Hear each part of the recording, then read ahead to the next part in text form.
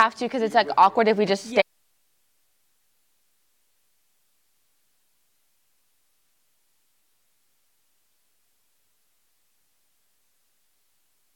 All right, go. Coming up on State of Events, we'll fill you in on the deadly car rampage in Toronto that left several dead and injured. And a man is in custody after killing 4 people in a diner in Nashville over the weekend. We have all the details. State of Events starts now.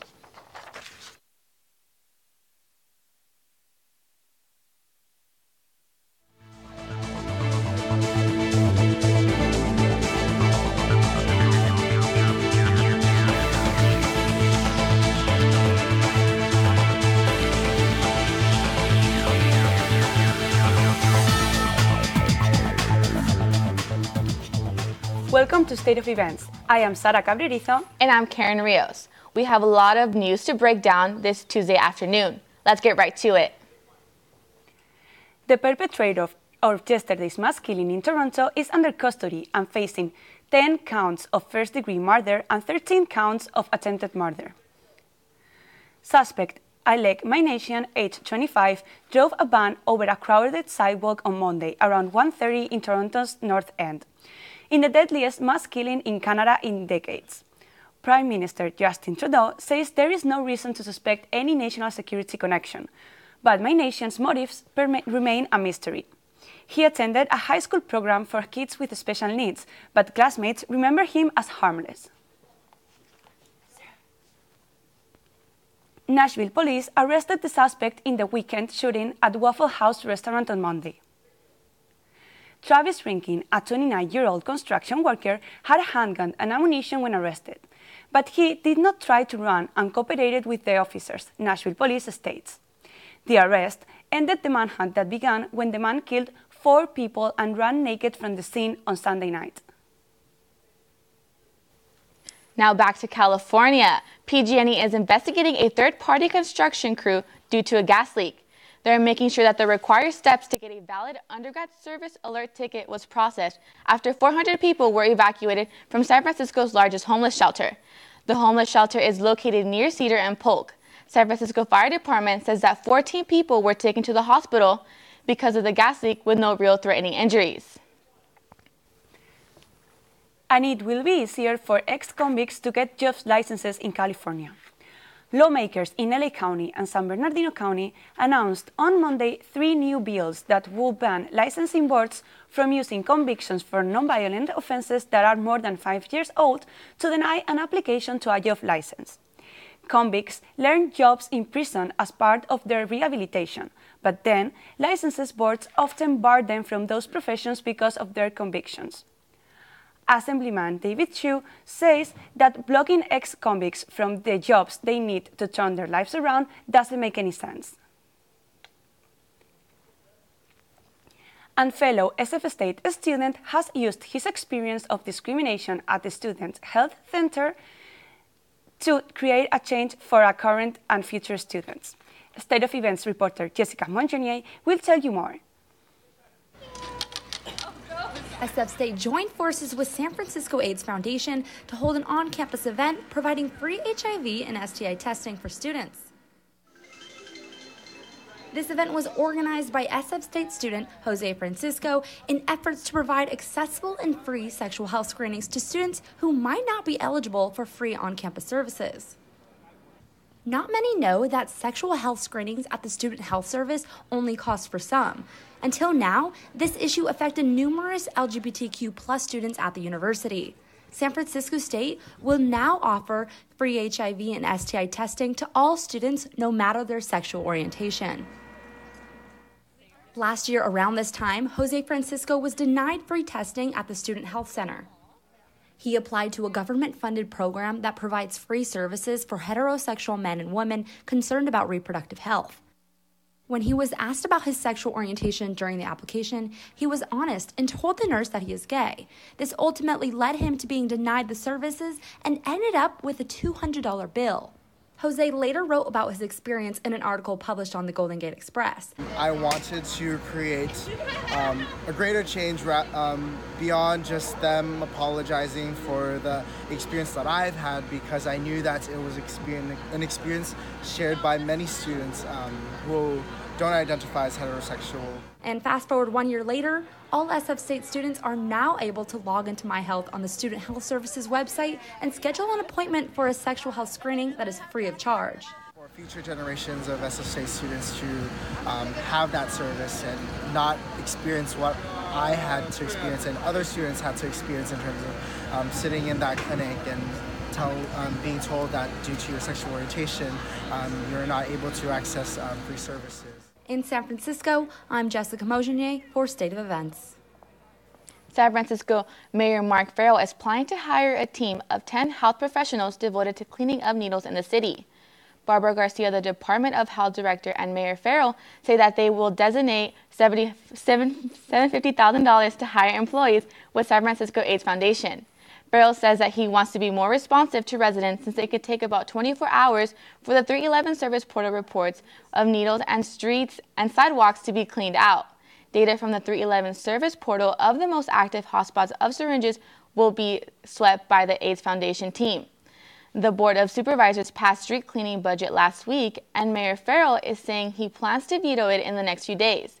But the city plans to have the health professionals to take place this upcoming month. And bathroom hand dryers are blowing up more than hot air. Tyler McKinney has a story.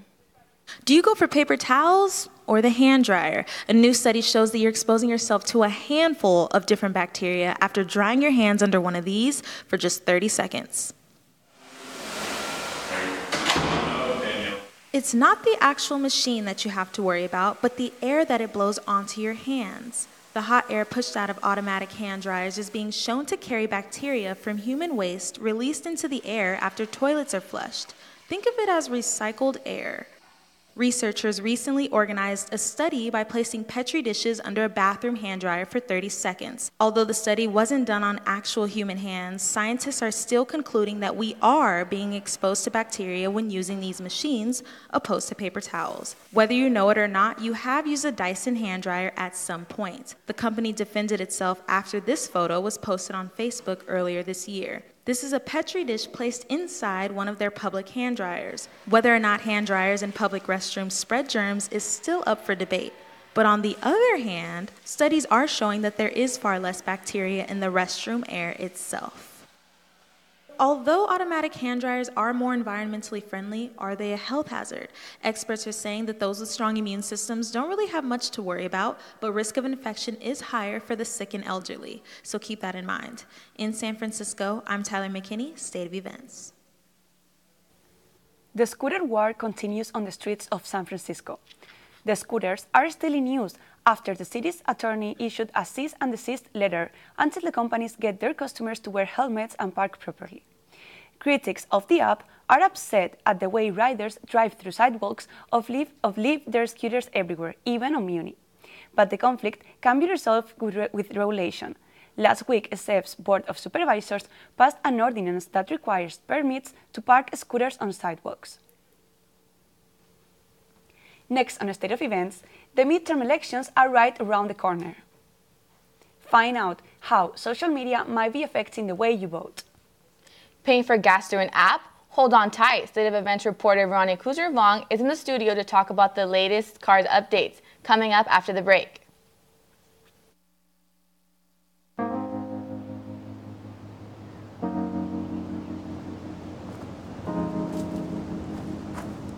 I saw a sleeping bear, a grizzly bear. It was sleeping behind a tree, and I saw a real coyote. Even though the planet's spinning, you can't see it spinning. Recycle things like boxes or something. And water helps the environment so everything can live. No waterfish cannot live. I've been in the ocean. Or the beach, when I go to my grandma and grandpa's house, I can walk. Nothing would get water in our whole land. Yeah. Throwing things away and using them again. The scraps we can make up. I like like the planet. My future is now. My future is now. My future is now. My future is now. My future is now.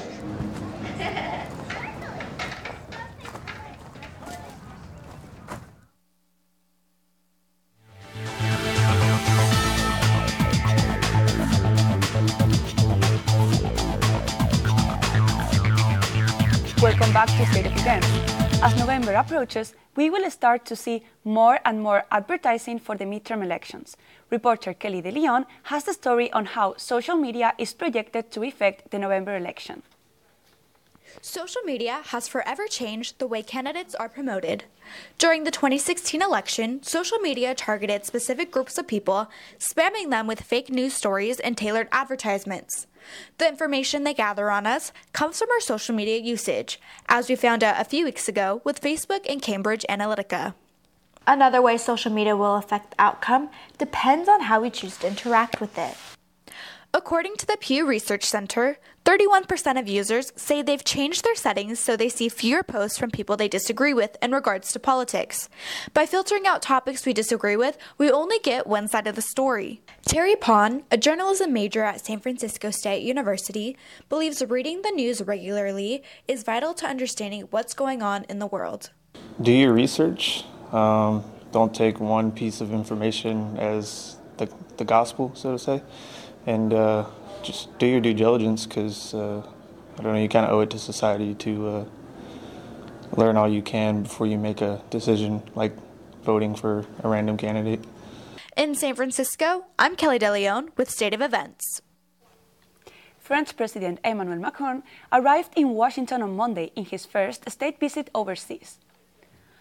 Differences over trade and the nuclear accord with Iran will likely dominate the conversations between the two presidents, after Iranian government urged European leaders to convince Donald Trump not to tear up the 2015 deal between Tehran and 6 world powers.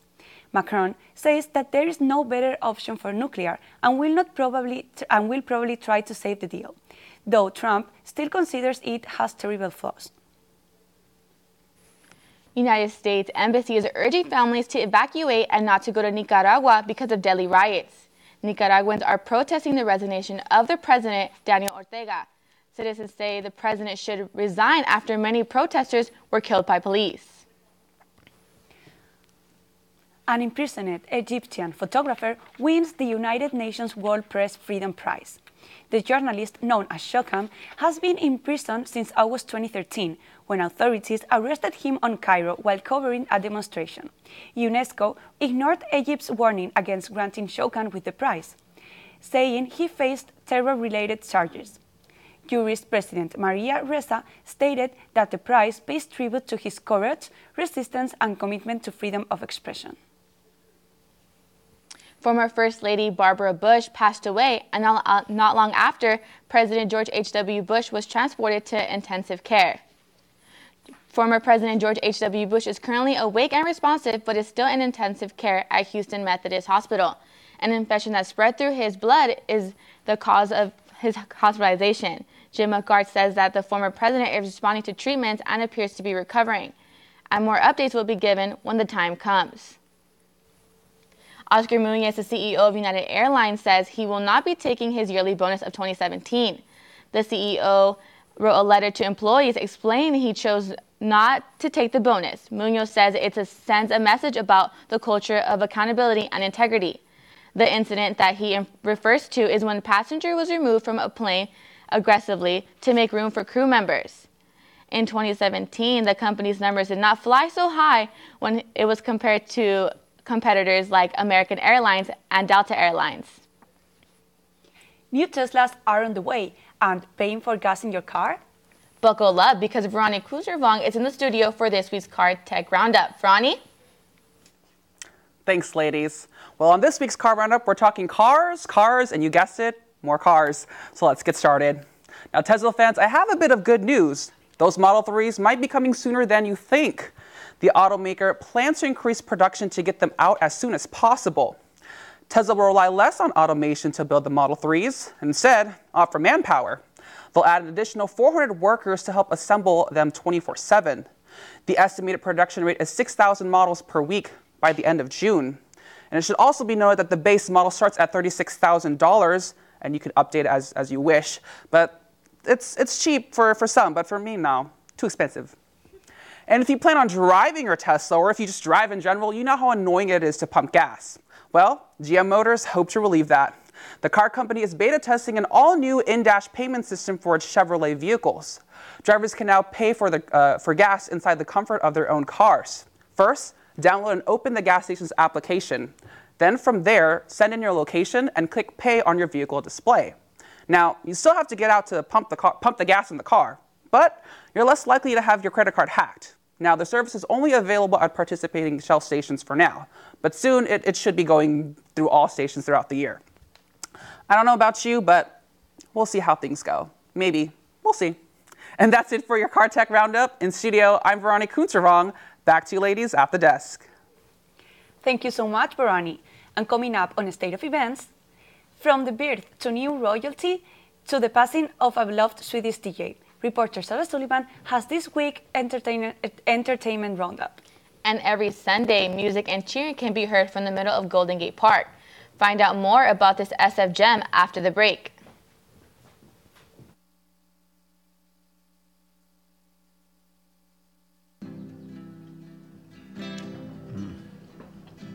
Daddy, what is sustainability? Sustainability? Yeah, sustainability. Well, it's composting. Cool. It's conserving water.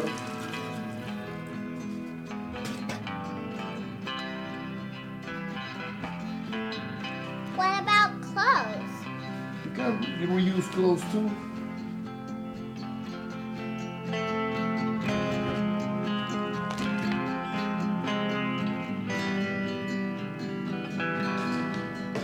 Are you ready for school? Almost done.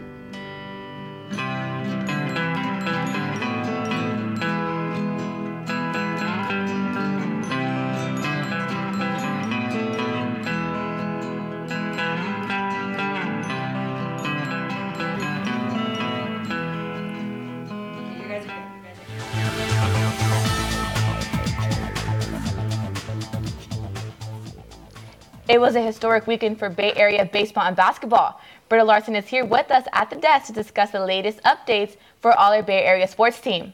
How are the Warriors doing right now, Britta? Well, they're up 3-1 against the Spurs, and they play Game 5 tonight at Oracle, so we'll see. I hope they can close it out tonight. Yeah. It's been a great week in Bay Area sports. Let's take a closer look. The A's made history over the weekend when Sean Manaea pitched a no-hitter against the Boston Red Sox, who had won 8 of their last 10 games. He struck out 10, walked 2, and finished with 108 pitches in Oakland's first no-hitter since 1993 and the 7th in franchise history. They won the game 3-0 on hits by Stephen Piscotty and Jed Lowry and a home run from Marcus Semien. The Giants' bats came alive this weekend against the Angels with home runs from Nick Hundley, Mac Williamson, Andrew McCutchen, Evan Longoria, and Brandon Belt. This series also saw a major league record broken when Brandon Belt saw 21 pitches from Angels rookie Jaime Barria in an at-bat that lasted 12 minutes and 45 seconds. The Giants took 2 out of 3 games in Anaheim, giving them their first series win for the season.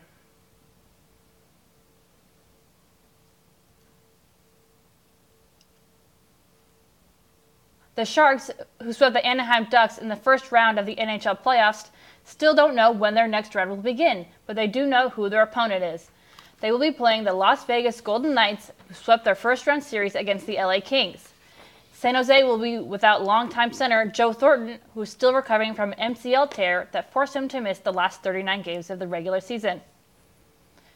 The Warriors had a chance to close out their series against the Spurs in San Antonio, but after getting down early, they just got close but couldn't close the gap and lost the game 90-103. The series will come back to Oracle for Game 4 on Tuesday night. They are still without Stephen Curry, whose return date is still to be determined. So Dodgers, Angels. Dodgers, Angels. Dodgers and Giants. I'm down. Who's going? Yeah. I wish. I'm going. I want to go. I want those garlic fries. I know, you can't go there without have those garlic fries. And it's not really expensive, isn't it? I don't think they're terribly expensive, no. I don't think so. They're so good. It doesn't even matter how much they cost. Thanks, Prita. Fans were left in complete shock after learning that Grammy-nominated DJ had suddenly passed away over the weekend. State of Events reporter Sarah Sullivan tells us more about what might have led to his death in this week's entertainment roundup. Thanks, Sarah. Swedish DJ Avicii always gave his fans songs to celebrate, cherish, and remember him by. Songs like Wake Me Up and Levels brought his artistry to light, and also plenty of music award achievements. But on Friday, things took an unexpected turn when it was announced that the talented DJ had passed away at just 28 years old. Tim Bergling, or better known as Avicii, was found dead in Muscat, Oman with no cause of death given. After the news went public, his past acknowledgments to his alcohol abuse problems were brought to light. Avicii had been dealing with health problems due to his alcoholism since all the way back in 2012. This included his hospitalization in 2012 for pancreatitis due to excessive alcohol use. While police have ruled out any foul play or criminal suspicion, fans are left questioning whether his past alcohol abuse problems had something to do with his sudden passing. Rest in peace, DJ. Netflix's hit show 13 Reasons Why is making some new changes to its second season after some criticism was drawn during its premiere season. The show is best known for sparking big conversations about bullying, suicide, mental health, and sexual assault. The Parrot Television Council found these topics too graphic for minors to watch and even asked Netflix to postpone the making of season 2 until it is safe for minors to watch again. Despite various studies actually debunking the advocacy group's claim, Netflix is promising that the show's next season won't be as dark as its first. 13 Reasons Why is already set to premiere in June of this year. I'm pretty excited to watch it. And the royal family is getting even bigger. The Duke and Duchess of Cambridge welcomed their third child Monday morning. Prince William and Kate Middleton were seen leaving St. Mary's Hospital with their child in Middleton's arms.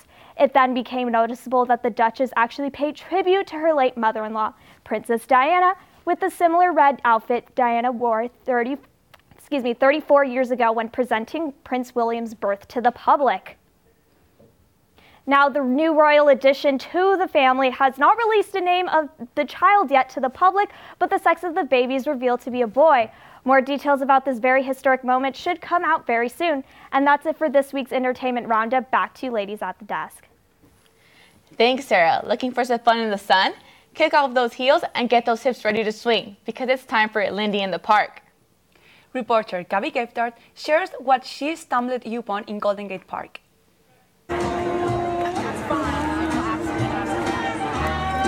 Step onto Fulton Street and 6th Avenue in San Francisco, and you can see one of the city's greatest treasures. With more than 1,000 acres to discover, Golden Gate Park offers a variety of activities to choose from. If you take a stroll along the sidewalk behind the De Young Museum, you'll begin to hear the songs of sax and soul. Lindy in the Park is a free social swing dancing group that's been going on for almost 20 years. Where else in San Francisco can you dance, jump, swing, and converse with people for free? During the 90s, there was a big swing renaissance at that time, so a lot of people joined at that time, and it just took off from there. While it's called Lindy in the Park, not all of the dancers are able to master the Lindy Hop. However, this duo is Lindy hopping the afternoon away. There are all levels, from beginners to people who've been doing it for a long time. Swing dancing is the perfect way to get your heart rate moving with no prior experience or gym membership necessary. Co-founder Ken left me with a few words of wisdom to dance by. And if they don't know anything, we start from the very beginning. If you want to join in on the dancing fun, head to Golden Gate Park every Sunday from 11 a.m. to 2 p.m. when it's sunny. Reporting for State of Events in San Francisco, I'm Gabby Gephardt. If you want to join in on the dance fun, head to the lindyinthepark.com and don't forget to check out their Facebook page. Well, that looks like so much fun. I know, right? I want to bust some moves at the park. Like, damn. Yeah, we should go now that nice weather is coming. It's perfect. I know. I'm so excited. But that's it for this week's State of Events. Make sure sure you check stateofevents.net for more updates, and we hope to see you next week. Thank you.